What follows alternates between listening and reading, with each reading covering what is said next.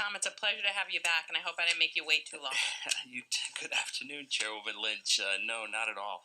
It's actually a pleasure to be back before the Judiciary Committee. Thank you to you and the members who are here today. My name is Tom Coderre, and I'm a senior advisor to Governor Raimondo. I'm here tonight in support of the Attorney General's legislation, and I'd like to thank also Leader McCaffrey and the co-sponsors of the legislation for introducing it. And I'd like to tell you why I'm in favor of it. I battled a horrific addiction to alcohol and other drugs, and I was arrested for possession of a controlled substance. But because it was my first offense, I qualified for a diversion program instead of being prosecuted. Thankfully, I was able to get the help that I needed, and today I'm a person in long-term recovery, which for me means I haven't used alcohol or drugs since May 15th of 2003. So it's been about 16 years now that I've been on this journey. And being in recovery has enabled me to create a better life, not only for myself, but for my family and ultimately for the entire community, because that's what happens, as the Attorney General stated, when you help somebody find and sustain their recovery. What worked for me was treatment and recovery support. That's what I needed, not incarceration nor a felony record. Here's proof. After treatment, I had access to recovery housing. I went back to school and finished my bachelor's degree. I also started working again. At first, a few small jobs, things that I could handle, then things that were a little bit bigger. Many of you know when I had 5 years in recovery, I came back here to serve as the Chief of Staff to Senate President Teresa Paiva-Weed. From there, I was appointed by President Barack Obama to be a senior advisor and then Chief of Staff at the Substance Abuse and Mental Health Services Administration in Washington. I was also fortunate to have incredible support from my family, from my former colleagues, from treatment professionals, and from peers, others in recovery who showed me the way. But to put it simply, I got luckier than a lot of other people whose journeys started out like mine did over 15 years ago. Instead, because we in Rhode Island, and we're not unique in this regard, because this happens across the country as well, we've put our emphasis on punishment rather than on treatment. We've trapped thousands of people who need support for treatment of a chronic condition in a system that makes it harder for them to get the help that they need and the support that they need. Our reliance on the justice system to fix our addiction challenges, it's only dug us further into the hole. So this is an opportunity to correct that. What I have accomplished would not have been possible with a felony record. In fact, the three biggest impediments to successful recovery are housing, education, and securing a job. Having a criminal record poses a roadblock to people trying to achieve those goals. Moreover, people of color are significantly more likely to have a drug-related felony on their record, which in turn will limit their access to the recovery supports that will ultimately help them sustain their recovery, like I have.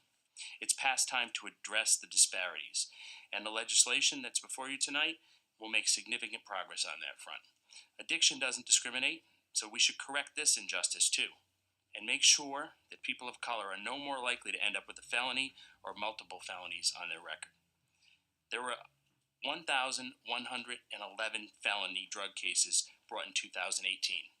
661 of them, almost, more than half, right? Which entailed a charge of drug possession alone. That should tell us something about where we are right now. That's why the Governor's Overdose Prevention and Intervention Task Force has put forward in its strategic plan a public health approach to dealing with addiction, rather than just a criminal justice approach. We've done a great job partnering with law enforcement, with the Attorney General's office, with state and local police to solve this crisis, because this is an all-hands-on-deck moment for us, and we know that we can't do it alone. To truly turn the tide on addiction in our state, we must remove the barriers that people face in seeking help. And this legislation does just that, and it syncs up well with the task force strategies to end the opioid epidemic. So I urge your support of the legislation, and I'm happy to work with you as you go through in the committee process. Thank you, Madam Chair. Thank you, Tom. And first of all, while I joked when you came up here, you know you are one of the greatest resources, not only to us, but to all of state government when it comes to the issue of addiction. And we can't appreciate you enough for that. Thank you. And not only that, but we are all, extremely proud, not only of the fact that you've remained sober for 16 years, but what you've done with that. And I think every single day you use it to try and help somebody else. And not a lot of people can say that. So that is something at least we up here are extremely proud of you for, and we're thankful to you for that. It's very kind of you to say. I'm humbled. Thank you. I don't say a lot of nice Thank things you. up here, so you may want to get this DVD. Senator Lombardi. Thank you. I want to echo what the chairperson has said. There's probably next to Senator Lynch Trotter, I may be the second most, the person that gives you the hardest time on this committee in general and over this dome building, Tom. But those of us that know your story intimately applaud you for what an incredible success story you are, and I mean that from the bottom of my heart. Some of us have seen the bottom and have come out of that hole, and you're certainly the example, and you've become quite the leader for us when you were here in your tenure, and now certainly on behalf of the governor and certainly for the president of the United States when you were there.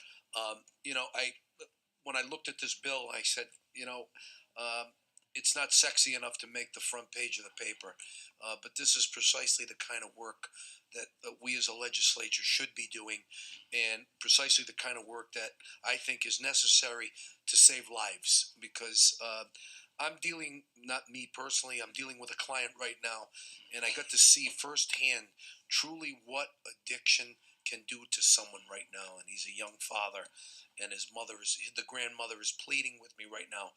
And this kid, I remember him when he's a little boy. And addiction's very, very dangerous, and nothing that the penal system can do will save his life. And I think that I applaud Attorney General Noronha.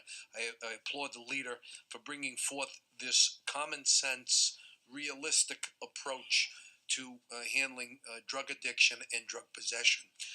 I certainly am one, not only because of your endorsement of it, but that's very important to me. Your endorsement of it is extremely important. But I certainly see this as probably one of the most important pieces of legislation we will act upon this year. And I applaud you all for bringing this forward. Thank you. Thank you, Senator.